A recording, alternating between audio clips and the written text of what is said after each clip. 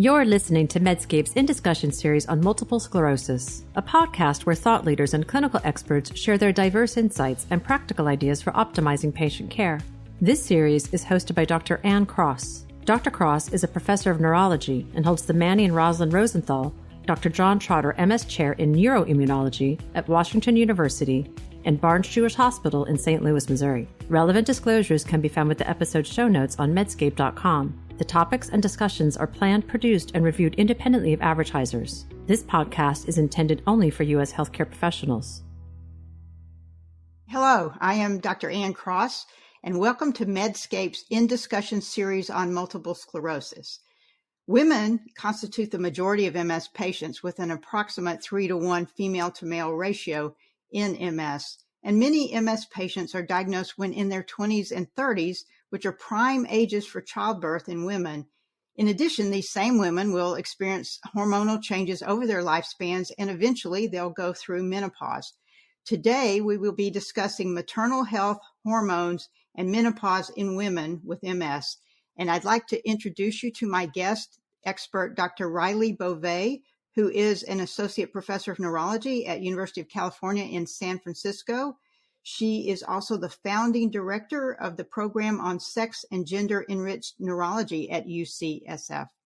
So welcome, Dr. Bove. And I think I'd like to start off, if you don't mind, with a question about your background and why you chose medicine and neurology and ultimately MS as a career. Thanks so much, Dr. Cross, for having me talk about this topic. And to your question, it did feel a little circuitous to me along the way, but in retrospect, it was a pretty direct arc and decision, actually. So as an undergraduate, I studied physical and medical anthropology, and I was really interested in sort of what shapes the wellness and the illness experience, and really fascinated by the concept of local biologies. So how an individual's very body is shaped by the longitude or altitude where they grow up, or the foods they eat, or their family composition, or early childhood stressors, and especially how physiology is shaped by reproductive experiences. So this took me on field work and a journey within anthropology, but I eventually landed in medicine just because of sort of the impetus to do something concrete about the health and illness experiences I was learning about. And when I got to medical school, I was finding myself continuing to gravitate towards reproductive health and behavior. And of course, you know, what's more about behavior than neurology? So that felt like a natural place for me to focus as a clinician, and especially MS, just because of the many interesting associations between the reproductive experiences and MS outcomes and many care gaps that patients face as well.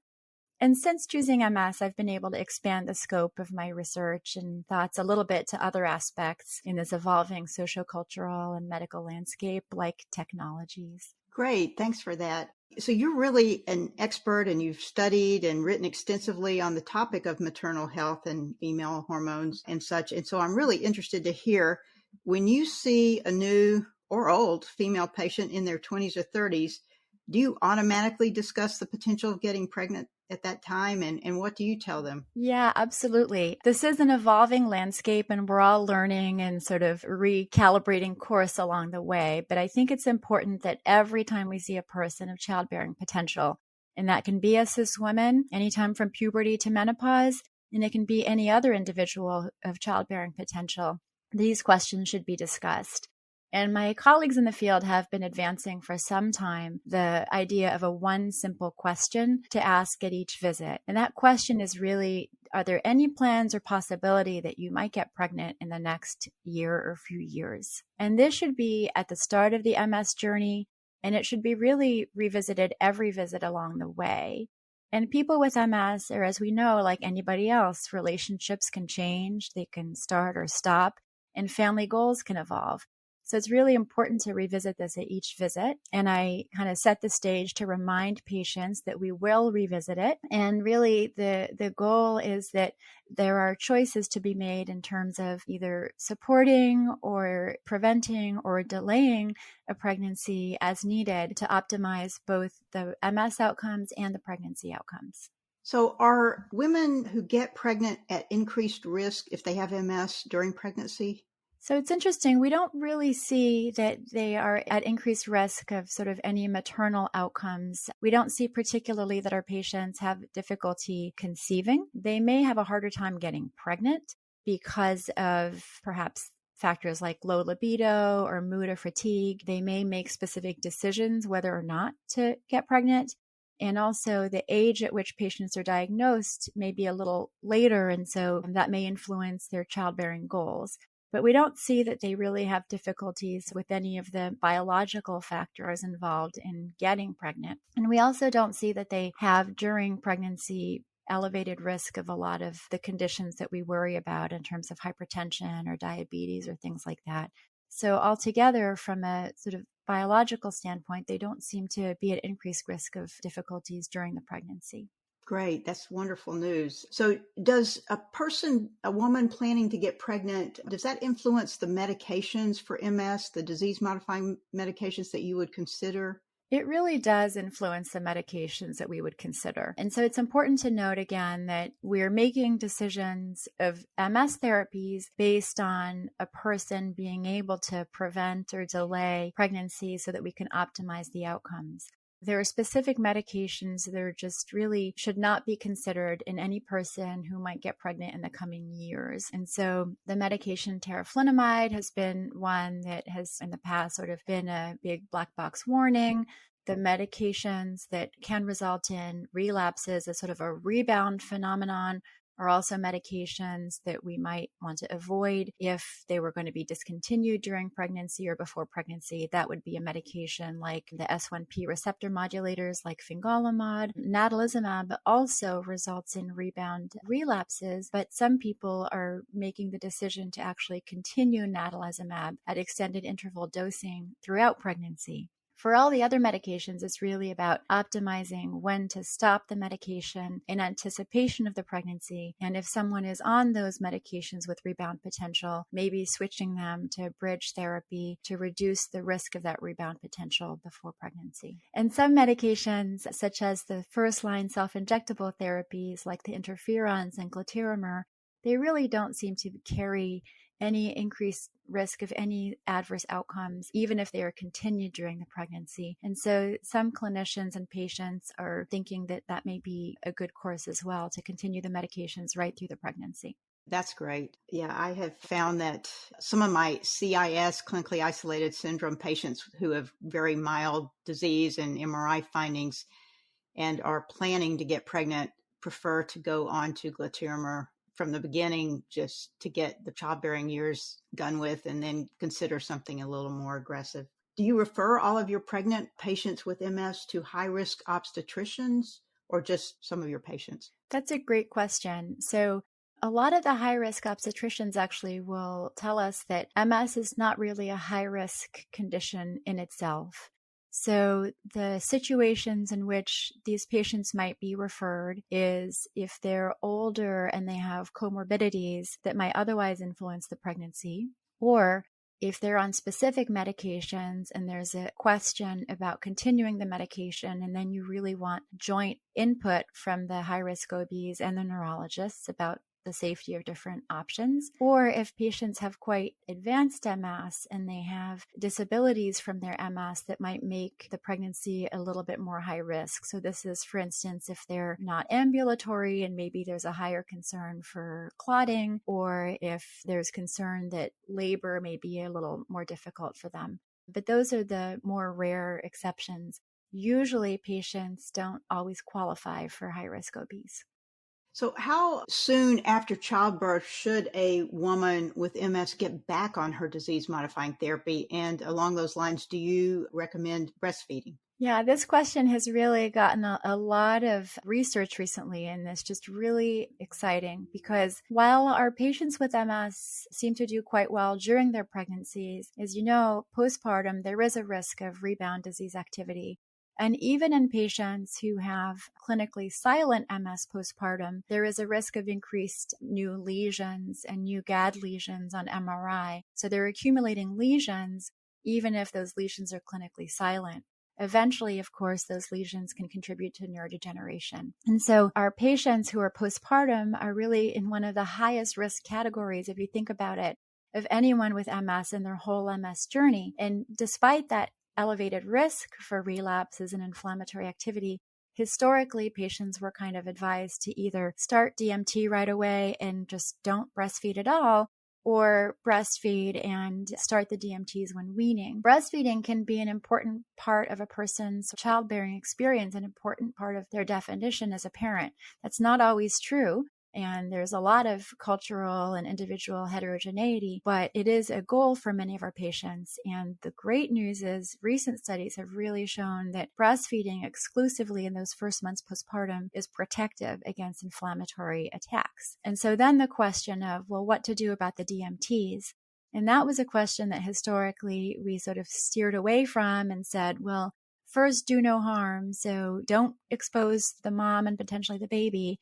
But of course, that is doing harm because we're leaving our patients untreated. Recently, studies have really suggested that several of these medications have just really minimal transfer into breast milk and minimal effects on the babies.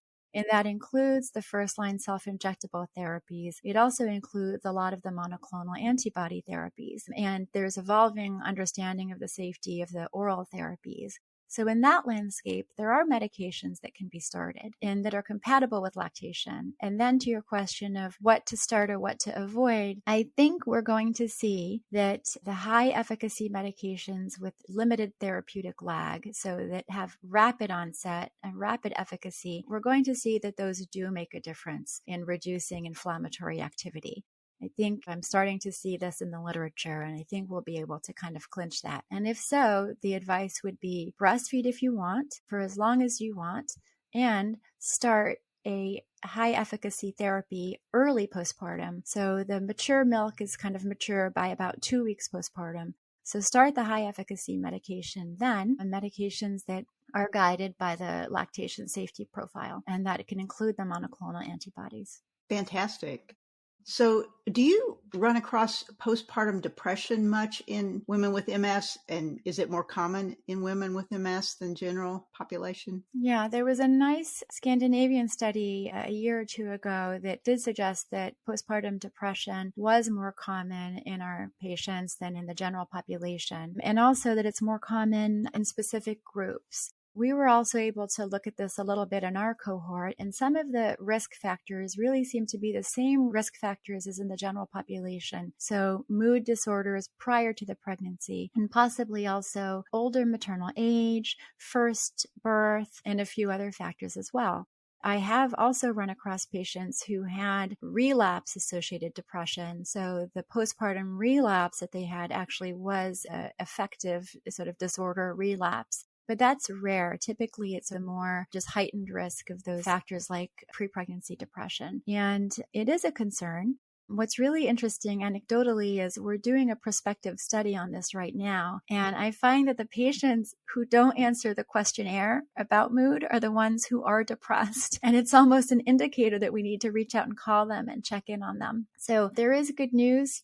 The same treatments work for our patients as do in the general population. There are several alternatives available, but it's really a question of prepping patients during pregnancy that this could be a concern, prepping their partners or other family members that this could be a concern, and scheduling a time to check in with them postpartum to revisit that. Of course, the pediatricians and the OBGYNs are also heavily involved in screening now. How soon do you typically see one of your patients after they've delivered? I think it's important to see patients at least in the first 3 months. One thing that I've noticed is I can prep them as much as I can prior to the delivery. Once the delivery hits, parent health is pushed aside for the benefit of the baby. And so in the United States, we know we have very short maternity leaves or parenting leaves, if any, and that's just not enough time for a person with MS to recover, do all the self-care they need to do, and really become accustomed to parenting and figure out a childcare plan for their baby. So as much as possible, I try to get them to schedule that visit with me, schedule the postpartum PT visit, schedule the pelvic floor PT visit during the pregnancy, make sure it's all approved by insurance so that then the hurdles to actually showing up are limited. Telemedicine, of course, helps us greatly in these scenarios, as we've seen over the pandemic. And I think it's just really important to have that check-in. Ideally, to your question, around 2 to 4 weeks postpartum, just to make sure that breastfeeding is going okay, if that's part of the goal, that the MRI and the other things are scheduled, and that there hasn't been any change to sort of our DMT resumption plan. Yeah, that sounds good. Yes, telemedicine has just really helped these kinds of situations, especially when you have a new baby and you have to put all the paraphernalia in the car or in the Uber and have a car seat and baby's crying and has to be fed. I mean, it's just, I still remember that from having an infant. It's quite an ordeal to get them anywhere. So our guest today, Dr. Bove, has done a lot of research and meta-analyses of IVF in MS patients, and I'd like to ask her thoughts on that, whether it's risky or not for MS patients. Yeah, so historically, it did look like there was an elevated risk of relapses in the setting of assisted reproductive technologies like IVF. Reassuringly, more recent data from several large cohorts that have been conducted sort of in the more active MS treatment era do not reproduce this finding, meaning we see that patients who stay on effective therapies up until the point of their IVF seem to do really well and not relapse. And so I think this is important messaging for our colleagues that safe and active treatment of our patients, again, can support disease stability even during the high hormonal transition periods.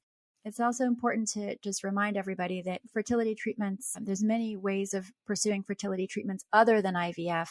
So patients may receive embryo transfers from donor eggs, or they may undergo IUI if they are in same-sex partnerships or have specific anatomical factors of concern. And so not all fertility treatment is the higher risk IVF fertility treatment. And just to bear that in mind when we're advising our patients. Do you recommend any particular types of birth control for women who may not want to get pregnant? It's a great question. And it again goes to sort of the idea that our patients have the reproductive rights to make these decisions. And so the LARC, so the long-acting contraceptives, are really great because they reduce the behavioral aspect of birth control. They reduce all the kind of unknowns that happen with forgetting a daily pill or, using a barrier method. So the IUDs are particularly great for our patient population. They can stabilize some of the menstrual symptoms in terms of potentially bloating or other things that can be bothersome to our patients. And they kind of take a lot of the guesswork out of the equation. Those are also wonderful for our younger patients who are sort of kind of navigating college or post-college work life and fluctuating relationships.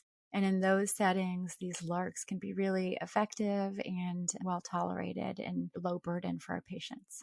Thank you very much for that. And I totally agree with the idea that our patients have reproductive rights that should be kept. So is the baby of a parent with MS, especially a mother, but either parent, at any increased risk?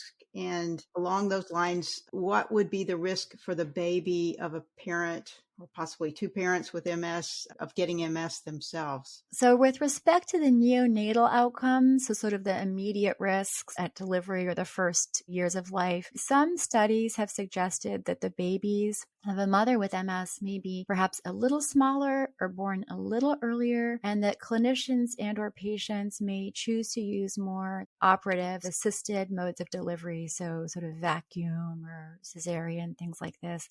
Those studies really point to very small risk. In general, the babies are born healthy and well relative to the general population. With respect to the future risks later in life of developing MS, studies have shown that having one first-degree relative, increases a child's risk of developing MS to about anywhere between 1% and 5%. And with two first-degree relatives, that risk can increase to sort of 25 or so percent. What I typically tell a parent, usually the scenario is one parent with MS, and I typically tell them that there's a greater than 95% chance that the baby won't develop MS. So what can they do about it?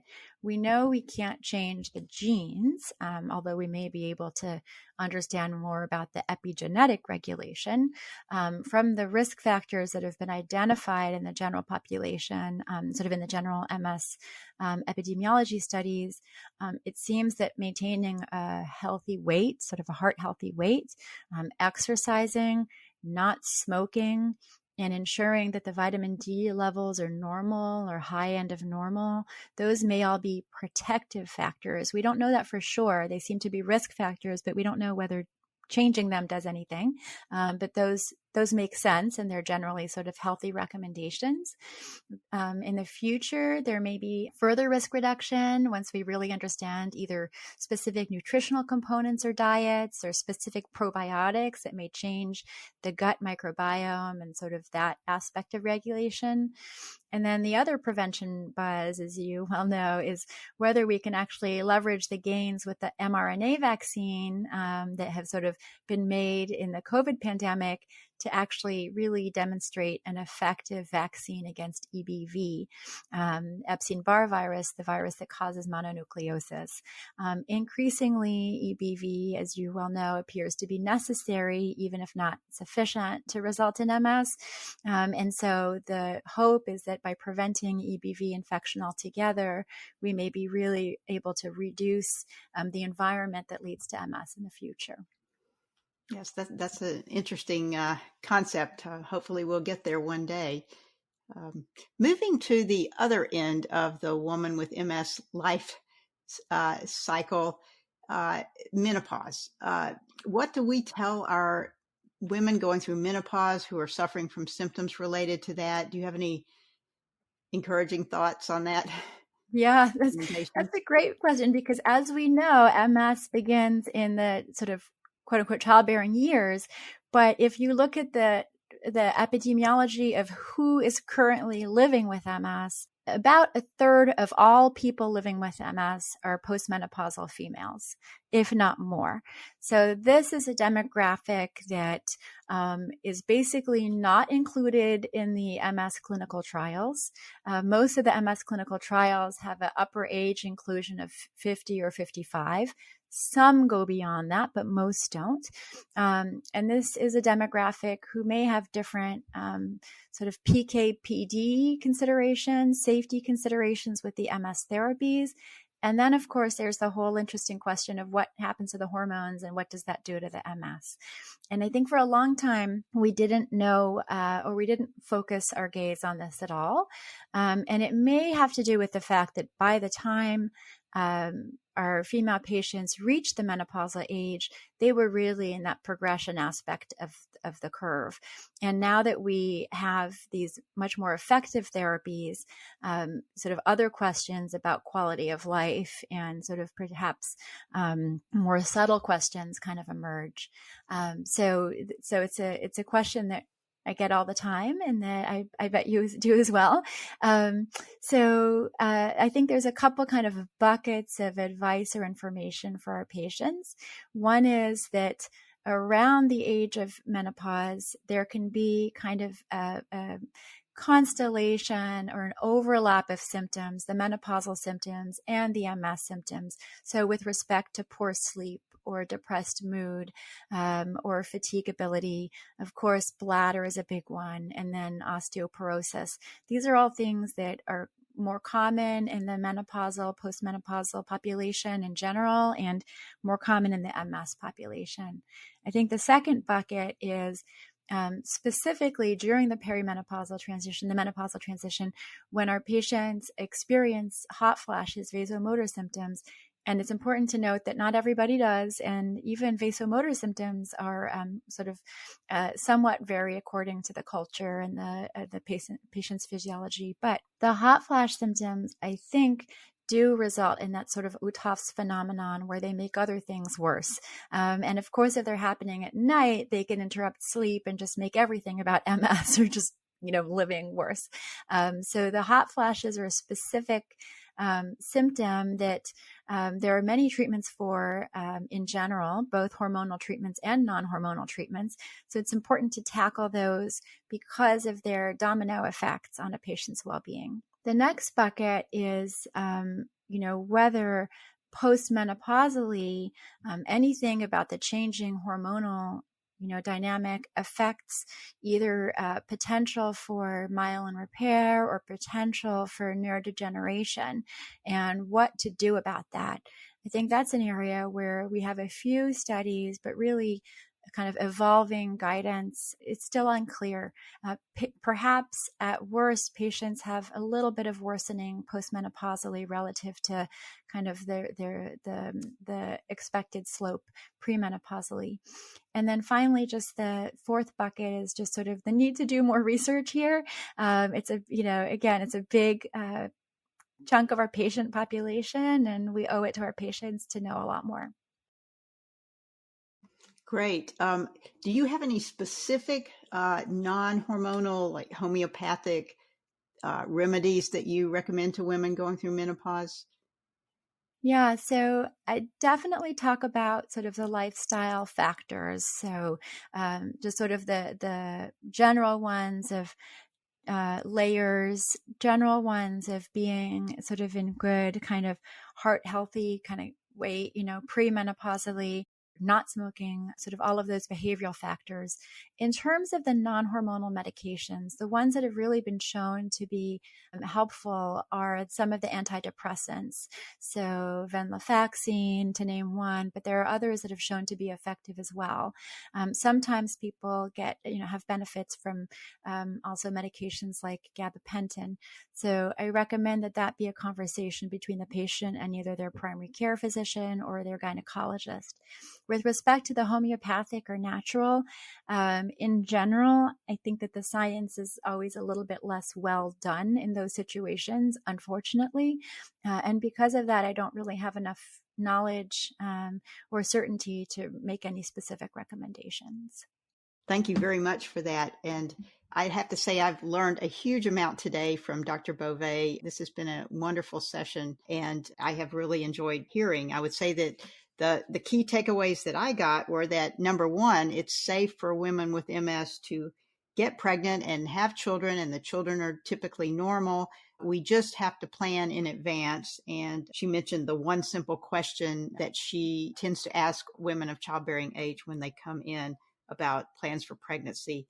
She also mentioned the long-acting contraceptives are particularly good, such as IUDs. And along those lines, I think she and I both support the idea of reproductive rights for our patients with MS. And finally, we wrapped up with the situation of menopause and the symptoms that women with MS and other women will have, and some concrete ideas on how to handle those for our patients. So I really, really appreciate Dr. Riley Bove for joining us today on this podcast, and I hope our audience has gotten as much out of it as I have. So this is Dr. Ann Cross for In Discussion.